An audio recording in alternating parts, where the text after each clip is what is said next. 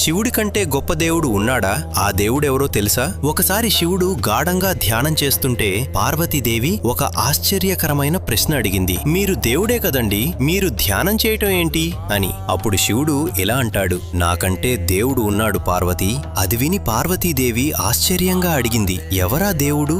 అప్పుడు శివుడు ఇలా చెప్తాడు, శ్రీరామ రామ రామేతి రమే రామే మనోరమే సహస్రనామ తత్తుల్యం రామనామ వరాననే.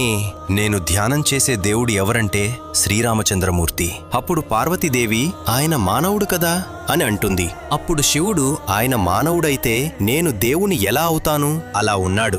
అదే పొద్దున్న 10ంటికి పట్టాభిషేకమని రాత్రి 10ంటికి వనవాసం అంటే రెండిటినీ సమానంగా తీసుకోగలిగినవాడు ఎవరైనా ఉంటారా ఈ సృష్టిలో పార్వతి? శివజ్ఞానం అంటే అదే కదా, శివజ్ఞానం అంటే అదే కదా. అటువంటి మహానుభావుడైన శ్రీరాముడినే నేను ఆరాధిస్తున్నాను.